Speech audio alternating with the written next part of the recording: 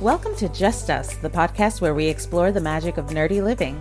I'm DNDWife, your artistic guide to all things geeky and wonderful.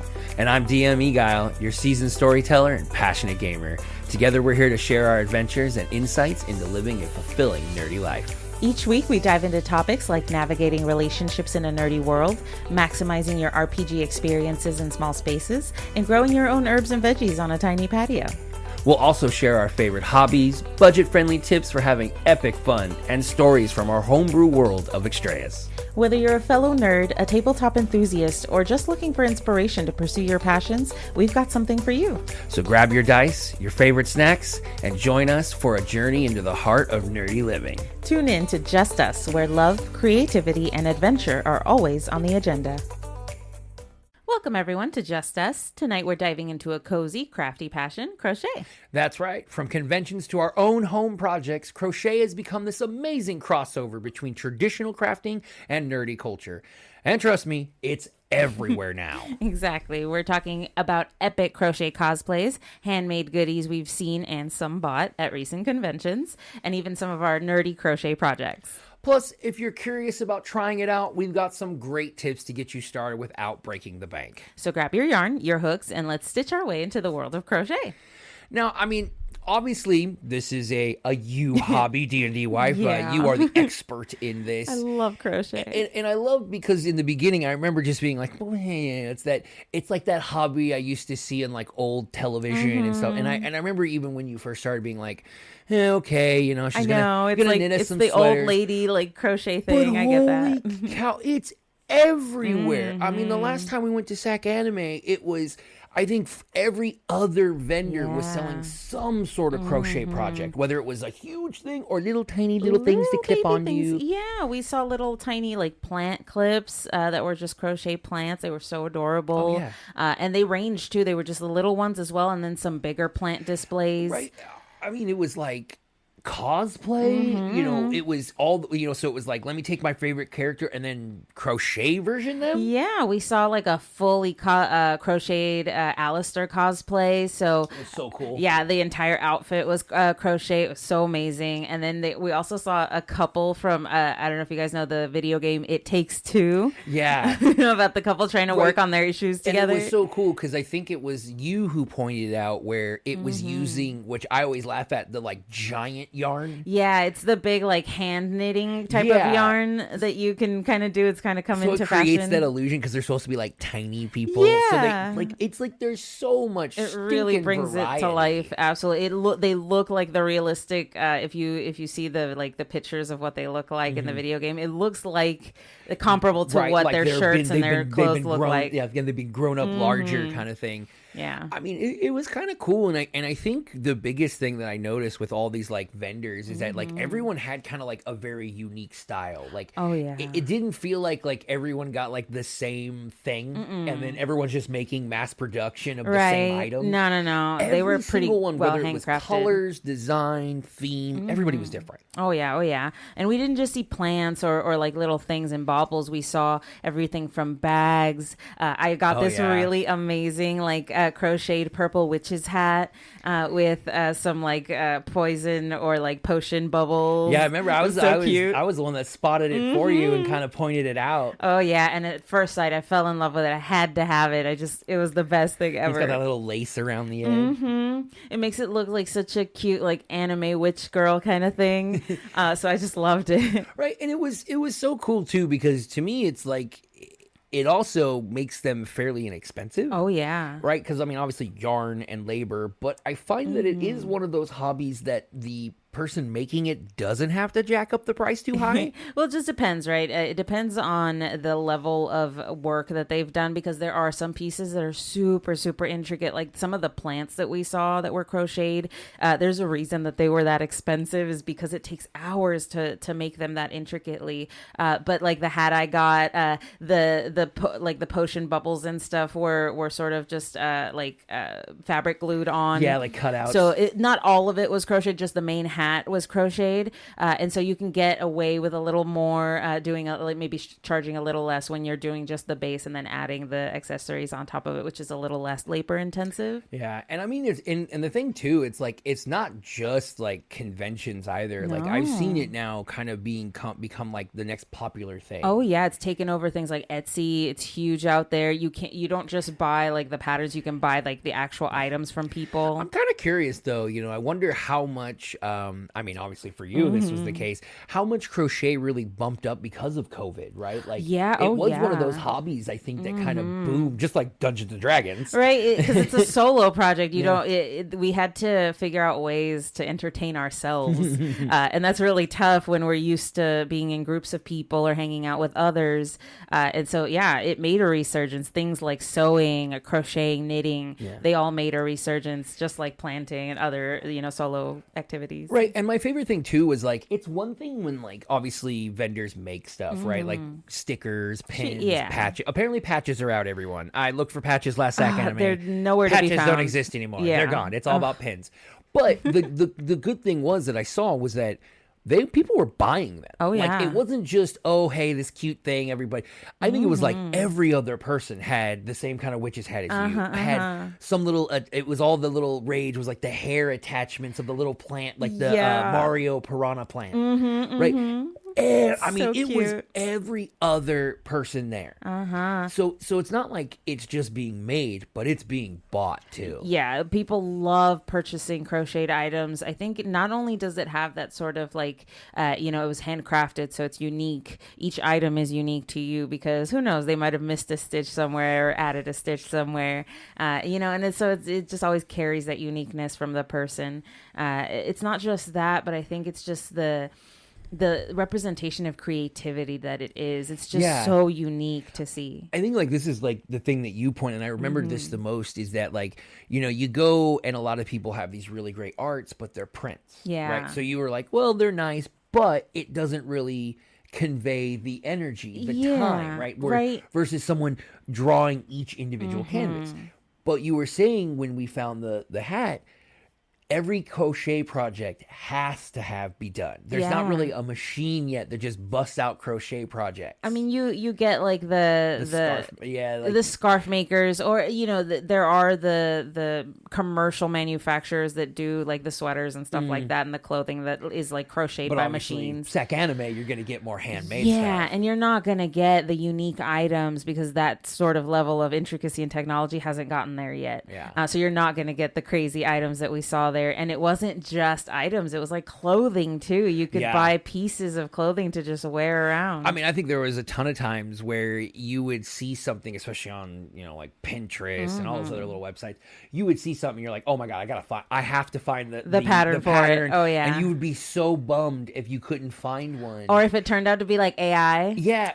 Or there was the one time where you found where the person didn't have a pattern because they made it on the just fly. On the fly. There was no pattern. Yeah. They didn't have one to They offer. were just like, I just thought of it and I kind of just wanted to put it out. It was like, obviously they had years and years of experience. Yeah, so they just did it by eye. That's such a trip to me that like somebody can just be like, you know what, I'm going to make this. And then they just find a way to make a really intricate, well done crochet piece. It's definitely, such a unique experience, which is why I sort of celebrate that nerdy culture in us, that we can bring out such unique work into such intricate things such as crochet. Right. It's so tough. People think it can be easy sometimes, and it just depends if you're really adept at it or not, how easy it can be for you. Right. And then the same thing too, it's like, we're planning on dabbling a little bit in the future with trying to cosplay with a little bit of and using yarn and crochet, not only for its lightweightness, but also its low cost and stuff. So, we could very well see ourselves being part of the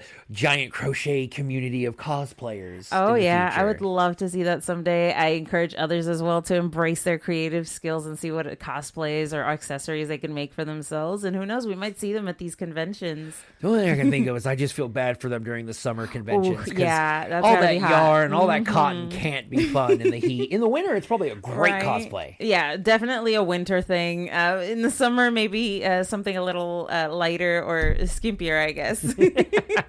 Well, obviously, you know, the convention was a big thing. Now, I am not the crocheter of the family here.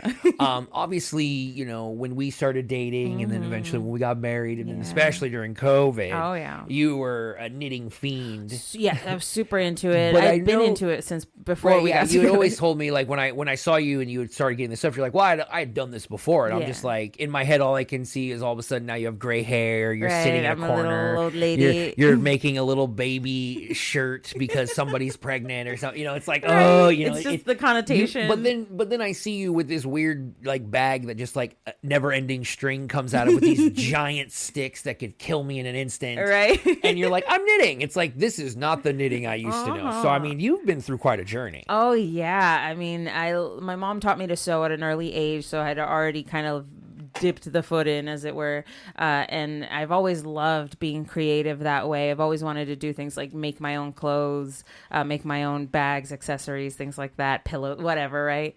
And so I've always been fascinated by that, and knitting and crocheting is just a different facet of it. But I have found that you can make so much with crochet. I've made everything from little like accessories for myself, like headbands, bags. I've made little dolls, the amigurumi dolls, which is a specific type of crochet where you make these cute little dolls that kind of look like chibi versions, essentially, but in a crochet form. That's like one of your early projects. Oh too. Yeah, I have like a little octopus familiar that I made that's super cute, and I adapted that same pattern to create the little slime slugs from Futurama for the brain slugs. Yeah, for a work friendly sort of Halloween costume. And the funny thing I'll say is, you know, we saw those. They're everywhere too. They like, everyone are. has their own version too. We've seen multiple different versions. Oh yeah, and then you can make them all sorts of ways. So it's really fun to see. The easiest cosplay you can do. Because I just have to make that, put a little hairpin on it, and I'm done. I just have to put it on my head. We're good. Have a blank stare for the rest of your day. Yep, and it's super easy because I'm at work, right? So and you're on point. It's not just that, but I think during COVID, I spent like an entire week, since we were obviously at home, and couldn't go anywhere.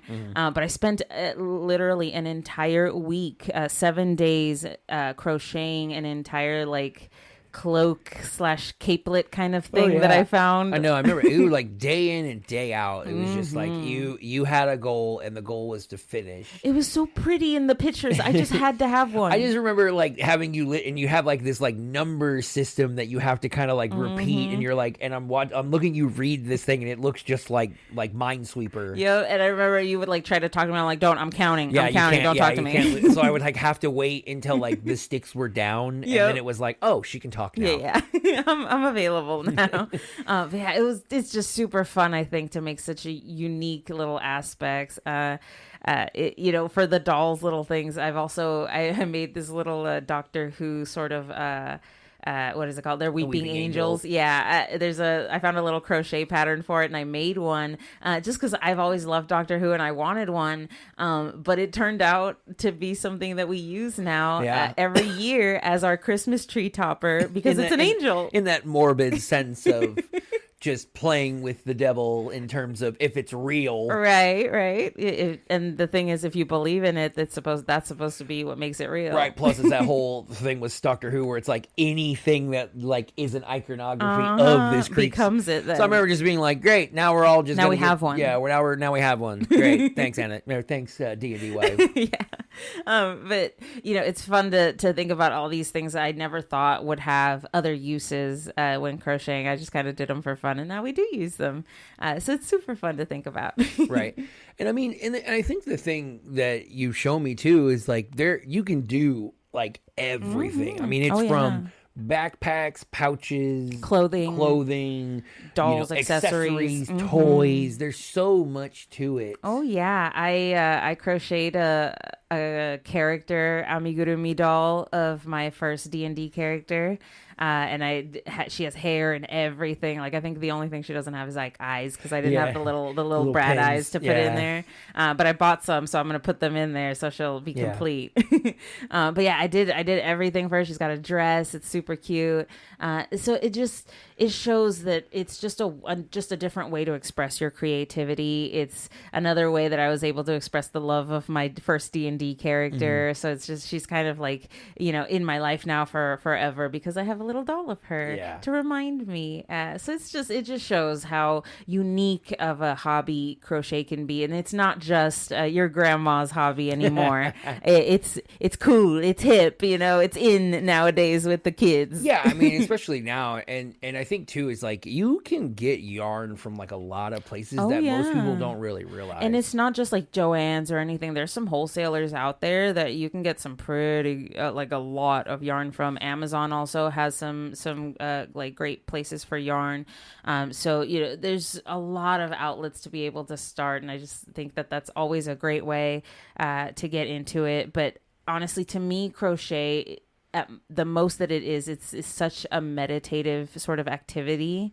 It's fully relaxing to me because not only do I get lost in like the activity itself, but like the counting of the stitches and everything like that. It just sort of helps calm me and kind of give me like a cadence to work off of, kind of like, you know, having music in the background or something similar to that. I mean, that's the thing too. And, you know, obviously recently with starting this whole podcast and everything, you haven't quite had enough time to crochet lately. So much to do. So hopefully, I mean, I know you got that cosplay project on the back burner. Yeah, so I mean, I'll probably see the sticks coming out here pretty soon, hopefully next year, and get you back on. You can maybe show people some step to step. Yeah, I gotta put together a little video or something about some crochet projects. We'll see. I'll pick out something like simple to start with, so I don't blow out my time. And I mean, I think that's always the issue with especially nerdy hobbies. It's kind of twofold. One is we are the worst judges of ourselves. In that whenever we look at a hobby, we see all these great people. We always see everyone and put them on this high pedestal, right? You want to get into cosplaying, you see these amazing cosplayers, and you're like, oh my goodness, I'll never be able to do that. Yeah. And then it's also the other side of every nerdy hobby. They're expensive. Always, right? But I imagine over this time, you've come up with some tips and some clever ways to save money that, you know, you should share with the group. So, of course, I'll post some pictures of the projects that I've done on the Discord. That way everyone can see what they look like. But, you know, you see these projects that are all completed and ready to go. And it's like, oh my gosh, it's so intricate, or it's so perfect. I don't think I could do that. But you got to think all of these people started off the same way, thinking they couldn't do it either, or starting off with like weird projects or weird things that didn't turn out the way that they thought they would. So I would always encourage someone, you know, to at least try it out. And the best way to do that, in my opinion, is just getting like a cheap kit or something to start off with, just to see if you like it. That if you're not sure that it's something that you want to do, you know, permanently as a hobby or on a regular basis, Amazon has great starter kits for starting at $10 all the way to like $35 if you want to get like super intricate for it. But they're super welcoming for newcomers. They're simple, they're fun. You'll get to make some really cute, you know, buddies that you can have on your desk or something, or give to your kids if you have kids. So I would always encourage to find a cheap option out there to start testing out whether or not you love the activity before you start on it. Right. And I mean, it's always that kind of cool thing too with like patterns. It's like that idea of like, why buy the item when you can now have the design and make as many as you want? And then the other thing too is like, I think you were saying too, is like, you know, if it happens to not necessarily be something, you can always just resell those patterns. It's not like it's a software on a CD where once you use it, you can never sell it again. Right now. And there's no real necessarily like copyright on patterns because you change one stitch and it's technically different, right? So, but there are people out there who provide their patterns for free so that you can, as long as you just give them credit if you post it or something, or if you start selling them. As long as you just give them credit for the design, they're perfectly happy with you, going about your life and making them. Yeah, always check, of course. But if you're looking to start out and just, testing the waters, there's plenty of free patterns out there on Pinterest that are quick and easy, and they all range true. You can make some crazy looking patterns as well as some very simple ones. I would recommend starting with simple ones. That way, just you dip your toes in first. Do they have like a guide? Does it say like like advanced, medium? Yeah, And usually they do. Okay, I was like, because I'm like, is it just because it's big? Is it complicated? Well, or? usually you can tell, right? So the picture itself will tell you if it's something like that's crazy intricate. It's probably going to have a lot of steps. So like the amigurumi dolls that I do tend to not have very many steps because they're meant to be simpler, cuter. So they tend, some of them get crazy, but the simpler ones tend to be fairly easy to do. But things like the cloak that I made were super intricate, and it had to come with not just this is a very intricate pattern sort of warning, but also it came with very detailed instructions about where every stitch went, how to make them. I also had to like tandem, not just look at the instructions that the creator of the pattern gave, but I also had to like YouTube as well the different stitches that they called for to make sure that I was doing them correctly, because you can only get so much from reading a pattern. Right, yeah. I'm a visual person. I love seeing the video of someone doing it because then I know how to hands Which move. is the nice thing about YouTube nowadays. Is you can find probably people almost having patterns being shown through the YouTube video. Absolutely. That's another great sort of avenue for free patterns as well, is you can find a lot of how-to videos on YouTube about how to make different crochet patterns, knitting, sewing, anything really that you can think of, you can find on YouTube. So I would definitely recommend starting there. Ravelry is also a great website for free patterns as well as some paid patterns. But they have some great free patterns that you can find out there for everything from clothing to accessories, anything you can think of really. And, if you're looking to step up your game a little bit, Etsy has some great paid for patterns. They have some amazing creators on there that can make pretty much anything you can think of. I think I'm trying to get into crocheting some like sort of plant plushies and pillows and stuff for our home, just to increase sort of the plant theme that we have going on. And so I'm looking forward to buying some patterns from Etsy for that, and you can find some amazing patterns there. Yeah. That's always cool. I mean, it's kind of nice because it is like, I think it's like with most nerdy things, there is kind of that spectrum of, the inexpensive / free, but obviously it's not going to be very complex, not very as basic, detailed. It just depends. To the, obviously, like the, paying high market, woodwork games and all that kind of stuff. To where, it's like that. But you can always find kind of where you want to be without really going too far out of the pocket or the wallet. Absolutely. And, as someone who sometimes doesn't always have money necessarily to go to all the hobbies that I'm into, that you have to find ways sometimes to be like, hey, maybe I'll pick a free pattern this time around so that I don't have to spend the extra money on a paid one, I was curious, like on the patterns, do they ever say like estimated time to complete? It just depends. Sometimes they do, sometimes they don't. It depends on how detailed the creator is and telling you exactly how long a project's going to take. Right. If it's like, this will take 6 months. Right? It's like, ooh. Yeah. But honestly, I think it also depends on the person themselves and how they are pacing their own projects. So there were times where like I would just put it down for a few hours and then pick it back up, sometimes for a few days. So it just kind of depends on how you're feeling it and how you pace yourself. Any kind of tips for like starter packs? I mean, when I wanted to get into, airbrushing, there's always kind of like the starter kit, but sometimes they're not the best kind of bang for the buck. That is true. Amazon does have some pretty cheap kits out there. They do go as low as $10, but I would recommend going in the range of like the $20 or so. You're going to get better patterns, better yarn as well. And you can get some pretty basic yarn for pretty cheap on Amazon, but you can step up your game a little bit too if you want and go up a little higher. There are some really well-known brands out there for yarn specifically. There are also some very expensive brands out there. Like glow-in-the-dark yarn and all kinds of like types and techniques and styles. They're so everywhere. Cool. And then there's also like hand crocheting, like you can knit with your hands as well. So it doesn't always have to be with a hook. Or needles. Or needles, right? So there's so many avenues out there. I think my biggest sort of advice is to start off your hobby on a budget first, just so that if you're not sure about whether or not you love the hobby, you always give yourself that leeway so that you don't feel like you're wasting your time or your money on it. We also have another unique rule, and we call the active hobby system, in that most hobbies tend to require a certain quite amount a bit of work. Of time. So we always say maybe 2 or 3. And because At a time. like you said, crocheting is one of those ones where you're like, it does take a lot of your time. Yeah, depending on the project, you could be stuck with something for a couple days to a couple months. Right.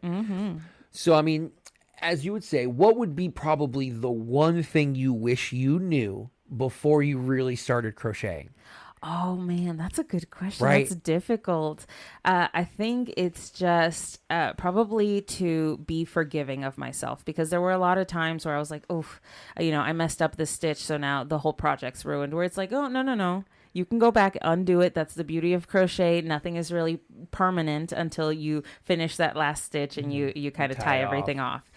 So I had to kind of learn to just be a little forgiving of myself, of my mistakes, and just be like, hey, it's supposed to be a hobby, which means it's supposed to be fun, whether you make it perfectly or whether you mess up a little bit. Right. It's supposed to be the journey. Yeah. And just like I think all of us here with Couple of Nerds and all the stuff that we do, I mean, we've even seen in the last year just how much of us just trying and doing our little projects, how far we've come since then. Yeah, and I've learned that even mistakes can make a project totally stand out and look completely unique. So they're not, something to be avoided necessarily.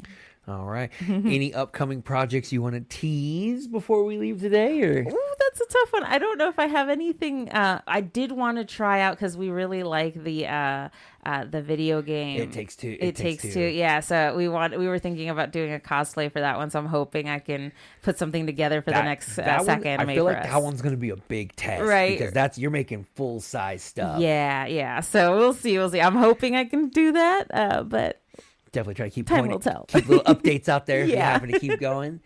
Well, anyway, and that's a wrap for today's cozy little journey into the world of crochet.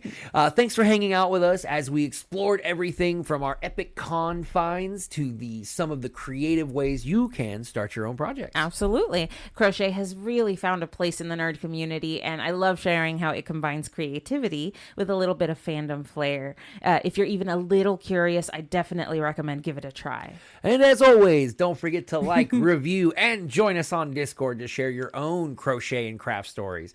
We'd love to hear and see them. You got your husband or boyfriend in a really big sweater, we want to see it. Right. Let us know. Until next time, keep crafting and stay cozy.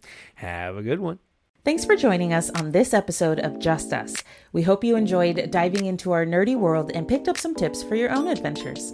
We'd love to hear about your own nerdy hobbies and see your unique living spaces. Connect with us on a Couple of Nerds Discord. Share your stories, photos, and join the conversation with fellow nerds. And don't forget to check out our Couple of Nerds YouTube channel. We post videos showcasing the hobbies, crafts, and small living space innovations we cover in each episode. Whether it's painting miniatures, growing a garden on your balcony, or setting up the perfect RPG space in your apartment, we've got plenty of inspiration and tips to share. Subscribe, like, and comment on our videos, and stay connected with us through all our adventures. Until next time, keep embracing your inner nerd and living your best geeky life. Thanks for listening to Just Us, where we come together in nerdy harmony.